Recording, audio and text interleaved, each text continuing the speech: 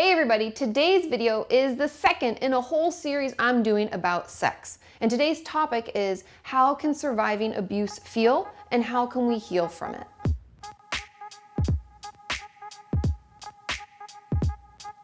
And if you're new to my channel and you haven't subscribed, why not? Go over and do that right now and make sure you turn on those notifications because I release videos twice a week and you don't want to miss them. But let's jump into today's topic. Now, the first topic I want to jump into, because like I said, this whole video is about how surviving abuse can feel, is using sex as a coping skill or as a way to self-harm. And I have some older videos about the self-harm component. I'll link in the description, but I want to get into that a little bit more today. The truth is that we can use a lot of different things to self-harm. And sex is just another way that we can put ourselves down or seek out positive affirmations or attention from someone else. Or even as a way to completely numb out. I've had many of my clients tell me that they've engaged in sexual activity as a way to prove to themselves that they are in fact terrible, or they are a whore or a slut, or something that was told to them when the abuse was happening. Some even claiming that they use their sex life as a way to prove that they weren't actually worthy of true love, not getting into relationships and having, casual trysts with a bunch of different people was kind of their way of maybe even recreating a traumatizing situation as a way to either re-injure themselves and self-injure, or some of my clients have said that, I thought maybe it'd turn out differently this time or I'd feel better. So in a way, our brain is giving us yet another chance to try and process through what happened to us. And I've even had many of my clients who've had a sexual abuse past tell me that they've tried to lie to themselves over the years, saying that they enjoy rough sex. And they've done it as a way to maybe try to take the control back, or to say that they enjoy it and it's on their terms. And a lot of that is just us trying to cope. So we're using the sex as a way to cope with what happened to us. I've even had people tell me that after the abuse or the rape, they have tried to tell themselves that they love BDSM. And BDSM, if you're curious, stands for bondage, discipline, dominance, submission, sadism, and masochism. Just know that all of the different behaviors that I'm talking about are normal. What they truly are is just our brain's way of trying to process what happened to us or help us heal. Even with the self-injury, if we're using sex as a way to numb out or as a way to try to prove that something's different or to give our brain more time to process, whatever the reasoning is, it's just us trying to survive. So just know that nothing's wrong with you and you're not weird or terrible or dirty for engaging in this. It's very, very common when we've had abuse in our past. And truly what you're trying to do, what your brain's trying to do, is help you survive and process through it. And lastly, I just want to note, one of the ways that we can tell if the sex that we're engaging in is self-harm related or not is all about the thought process leading up to it. Is there a certain ritual that we do ahead of time? Do we know we're going to engage in that sexual behavior and we're prepping ourselves for it? I've heard from a lot of you that when it comes to your self-injury as a whole, there's a ritual around it, how we clean and prep and clean afterwards. There's all sorts of things we do. So notice if there's any patterns that are very familiar to your self-injury. And also notice if you're doing it as a way to harm yourself emotionally. Does the sex make you feel dirty, like a whore, like you're a terrible person, like you're just like that the abuser told you were? Notice if that's what you're proving when you engage in that sexual behavior, and that will tell you whether it's self-harm related or not. And the next topic I want to discuss is hypersexuality as a result of sexual abuse. And I also have another video about this. I'll link it in the description, but I want to get into this just a little bit more. Hypersexuality as a result of abuse means that we will look to engage in sex frequently, almost impulsively, and we may even put ourselves in some seriously dangerous situations in order to, feed that urge and get the sex when we want it. And just like I talked about in my older video, I still believe this to be true. There are three main reasons that we act out in this way. And the first is to regain control. Since being abused, especially if it happened repeatedly, can make us feel like we have no control over our body. We have no control over whether we engage in sex or not. It can leave us feeling completely helpless. Therefore, if we seek out the sex ourselves and we decide on our terms when we want to have it and who we want to have it with, it can be our own way of saying, you know what? I get to choose. I get to decide who I want to have sex with and when because it's my body and I'm regaining the control, almost taking that control back from our abuser. The second reason is validation. If we were abused in our formative years and we never got to fully develop and decide what sex meant for us and how sex could be enjoyable for us, we may see sex as just a way to get the love and support that we so desperately needed as a child. The abuse may have been one of the only times that someone gave us undivided attention or told us they loved us or held us when we wanted to be. Therefore, we can believe that sex is the only way someone can truly show us that they love us. And so we'll seek it out as a way to show ourselves love and validate ourselves. Being hypersexual really just means that you're seeking out support and love, which is something that we all need. And the third and final reason that we may engage in hypersexualized activity is chemical. I know this sounds crazy, but our brain actually releases like dopamine and serotonin when we engage in sex. It like triggers our reward system and makes us feel good. Therefore, we could have actually become like addicted to sex at a very young age. And when we aren't engaging in it, we miss it. And therefore, we seek it out and become hypersexualized. And that seeking it out and feeling those urges to engage in it again and get that high again is why we may put ourselves in some unsafe situations just to get it any time we can, however we can, because our brain and our body feel like they're addicted to that behavior. On the flip side, many of you reported to me that you have a complete lack of sexual interest at all. Don't want anybody to touch us ever. Hugs or even a little like, ooh, even when we really like the person. And this can be as a result of sexual abuse too, because in a way we're keeping ourselves as safe as possible. Don't let anybody near me. If I keep people away, something terrible like that will never happen again. And so it's sort of like a defense mechanism, and you can see why. I've even had a bunch of my eating disorder clients tell me that they've either gained or lost weight as a result of the abuse, because the abuser may have said, oh, I love how chubby your thighs are. My clients have dropped weight dramatically. Or an abuser saying they really liked how skinny and bony they were. Boom, my clients will start to binge eat. And so you can see how, in a way, we're just trying to get people away from us. Don't touch us, and we're trying to keep ourselves safe so that it doesn't happen again. The next topic I want to touch on briefly is pregnancy and or abortion. Many of you told me that you became pregnant and either aborted the baby, had a miscarriage, or decided to have it or put it up for adoption as a result of abuse. And the truth about this scenario is obviously it's very common. If we are past a certain age, we can get pregnant. And the thing that I would encourage you to do is to talk to a therapist. If you've lost a child or you decided to abort a child, even if you gave them up for adoption, we need to talk about that with someone and give ourselves the time that we need to fully grieve that loss. I truly believe that a lot of the recovery process when it comes to recovering from abuse is grief. We often need to take the time to grieve the loss of our childhood and grieve the loss of our ability to develop our sexual life at our own pace, or even grieving the loss of a child that we had to give up or we had to abort. Whatever it is, I feel like there's so much grief that needs to happen when we work on our recovery from abuse. So make sure that you give yourself the time you need to grieve. And also notice how you talk to yourself about this. There was nothing that you did to cause this. This is not your fault. So notice what you say to yourself and do your best to fight back and make it as positive as possible, because that is when the healing can begin. The next topic I want to address, because I heard from a lot of you that this is something that you struggle with, is why does sex feel dirty to me? And I was reading something in the Courage to Heal workbook, and I want to read it to you now. And she says, the woman who wrote it said, when we are assaulted or abused in any way, we are not given the ability to develop our sexuality at our own pace. We may not know if we like sex, what kind of sex we enjoy, or what healthy and happy pace we are comfortable with. Therefore, sex to us can feel very dirty, forceful. We can be told nasty things about ourselves afterwards, or from those around us who maybe know what's happening and aren't getting us help will think that we caused it.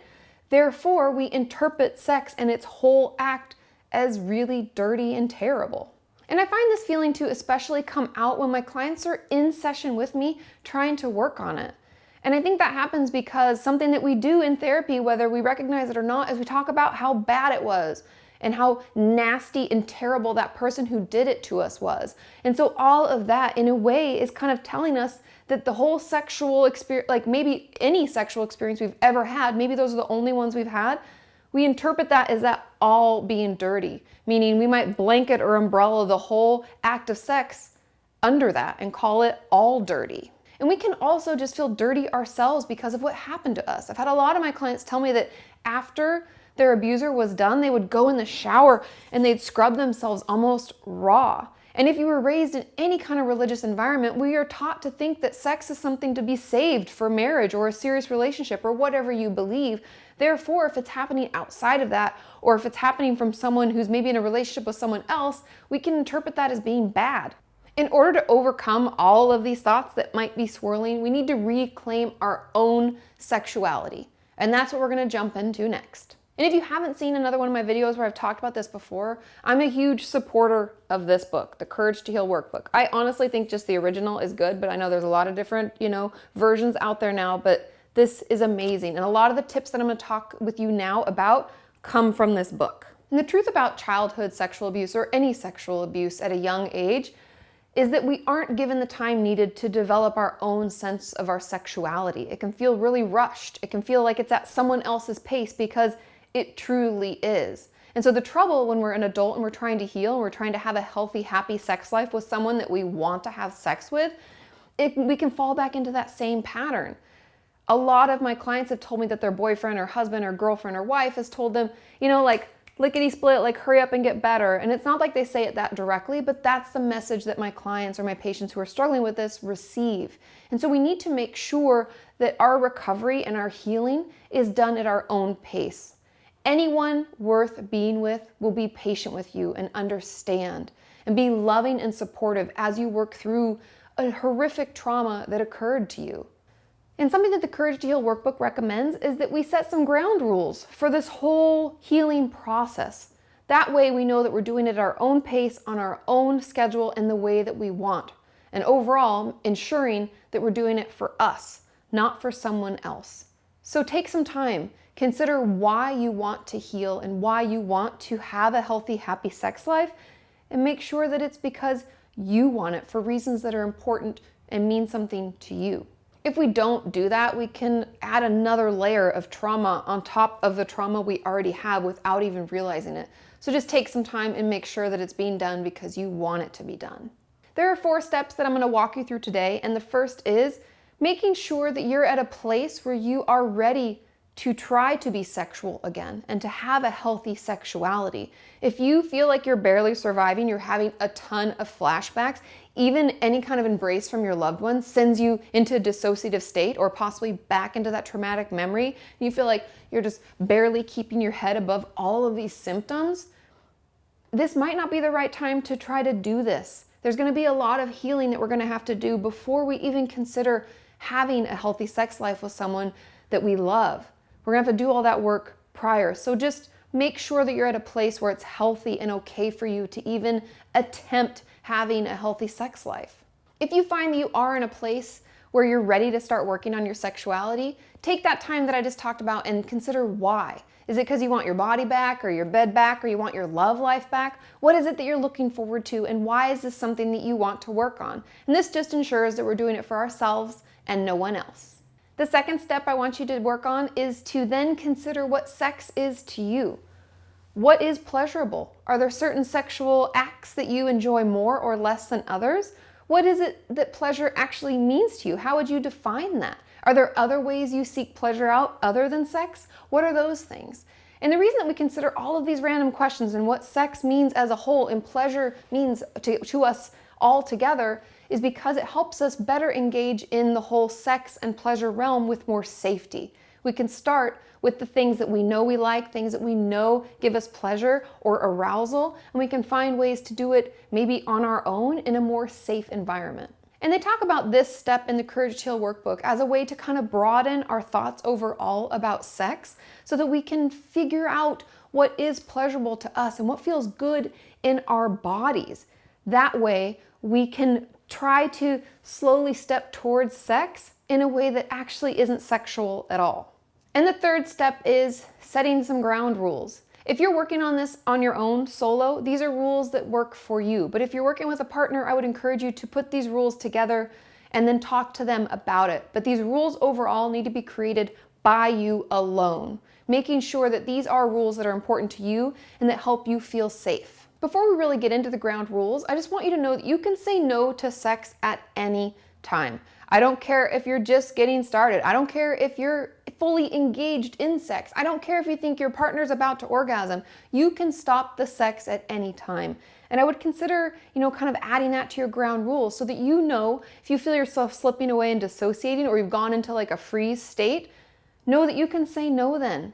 And it can stop, and you can have some signals and some things you can talk out with your partner so that they know that we need to stop it right now. Then what else goes on your list? The Courage to Heal workbook lists these as thought or rule starters. Under what conditions will I be sexual? What are the boundaries and limits I want to set? Can I commit to taking care of myself in a sexual situation? And then consider how it felt to create your rules, whether or not you feel you'll be able to uphold them, and who you want to share your rules with. I think these are all great starters for us as we start to put together our own ground rules for our sexual activity. And fourth and finally, I want you to create a list of sexual and physical things that are okay or not okay to do. Kind of listing them either in a hierarchy or just as a list of the behaviors and different sexual acts or physical touches that you can think of, and whether or not they're okay. And maybe when they're okay or not. Is it like only in certain situations? I know this sounds like a lot of work, but it's important for you to take some time to figure out what is okay and not okay and why. Let's say someone held our wrists in the abuse in our past, that's gonna be a no-go. It's gonna definitely go on the list of things that aren't okay.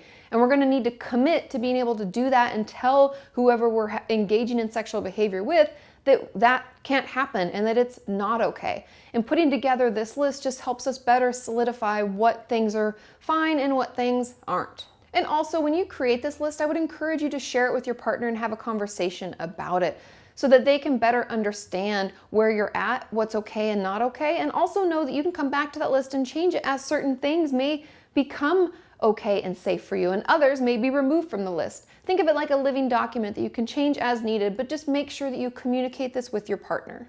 I heard from so many of you that you have questions about how can we even begin to communicate any of the abuse stuff with our partner. A lot of you said you just go silent, or you're afraid that you're going to overwhelm them, and you're just really not sure how to approach it. So let's get into that a little bit. Something that I really liked from the Courage to Heal workbook is they talked about your support system and who should be able to be in it. And they said this: people in your support system believe you were abused and that the abuse hurt you. They believe in your capacity to heal yourself. They like and respect you and see you as a good person who's having a rough time right now. By challenging your old ideas about yourself, support people inspire you to grow. When you're around them, you feel reassured, cared about, and listened to. And I just want you to hear that, because before you actually think someone's worthy of being in your support system, consider whether those things are true. Whether they make you feel reassured, cared about, and listened to. Do they believe that the abuse happened and that it hurt you and it was like horribly damaging? We need to ensure that they understand. And that, before anything else, should be in place before we even try to talk to them about this, because we need to make sure they're the right people. The best way to begin a conversation with a partner or loved one about the abuse is to take it at your own pace. And if you're in therapy, I would encourage you to bring them in for a few sessions. Prep with your therapist what you're going to say and how you want to say it and the things you want to get through, so that he or she can kind of guide you along and ensure that that's what happens in those sessions, and that you're able to stay present and we're able to talk about the things that are important, so that you feel all the information that you wanted your spouse or loved one or partner to know is, received, that you've said it and they've received it. And so talking in therapy can be really helpful and kind of a supportive guide to get you through maybe something that's too difficult to do on your own. And know that you don't have to share anything that you're not okay with right now. But in my experience, and what the Courage to Heal workbook kind of talks about, is the more you can share, the better. Because what we want them to be able to hear is that something horrific happened. And if they know maybe kind of how it happened, they can understand why certain behaviors and certain things they've done in the past have been so disruptive to you and so maybe triggering. And having them know some of those details, even though I know it's hard to talk about it, but that could just guide it a little bit more quickly and help them better understand where you're at, and hopefully become that supportive person that can be caring and loving and understand that you're just having a really hard time right now.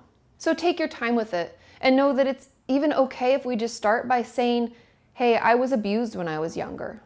That's a great start. If that's all we can get out now, at least they know that. and we can move into the other portions as we feel that we're able to. It's also important for them to understand that it's not about them. It's actually about us and our process. We just need them to understand what happened and what's kind of going on with us now so that they can work with us. We can work together to heal and hopefully grow into having a healthy, happy, loving sex life. I would encourage you to start writing down how it feels for you and how certain behaviors or situations have caused you to feel triggered or dissociate, and talk with them about it, and then end with what you need from them. So how can they change those behaviors, or how can they better support you in the moment so that you're working together and you're not just doing your own thing while they do their own thing, because then no one fully understands what the other is needing, and the sex and your sex life and your sexuality can't really improve with that person. Overall, in all of my experience working with couples and even families where we talk about sexual abuse, I find that if you're able, it's best done chronologically. I've had a lot of issues in the past where, like, let's say a wife is telling her husband about her past childhood sexual abuse, she'll jump around because we know that sometimes it's hard to go in order and maybe our memory's even scattered about it. But if we can keep it as chronological as possible, then they can actually follow along. Because when she was jumping around, then her husband was so confused about, wait, was that when you were 8? Or is that the thing that happened when you were 6? Wait, I'm confused, and is this okay? And so it left, honestly, more confusion than clarity. So if you're able, do your best to try to keep it in like a chronological order. And many of you asked me, how do you even talk to a therapist about it? That's what we're here for. We spend so much time in school and gathering hours and everything just to help people. And your relationship with your therapist should be the first truly safe and supportive one you've had. So in all honesty, just blurt it out. If you're able to say it right before you leave, knowing that you aren't able to talk about it today, but you want them to know, do that. If you got to write it down, write it down. I honestly don't care how you get it out to them, but just like however you can verbally express it, please just tell them. Know that they're not going to judge you. If they're a good therapist, they're going to feel for you. They're going to want to help you better understand, better talk it through, process it so that you start to feel better. Because overall, that's our whole goal as therapists, is just to help you feel better. So the sooner you can get it out and tell them what's going on and tell them what happened, the sooner you'll start feeling better. This video has been brought to you by the Kenyans on Patreon. If you would like to support the creation of these mental health videos, click the link in the description and check it out. I hope this video was helpful. I know it's super long, but there was so much content to cover. And I hope that you feel you at least got one extra tool or a little more clarity on how you can heal from your past sexual abuse. Like I said, this is a series, and this is only the second out of the total of 4. So make sure you're subscribed and have your notifications turned on so that when those are released, you can watch those too. And I will see you next time. Bye.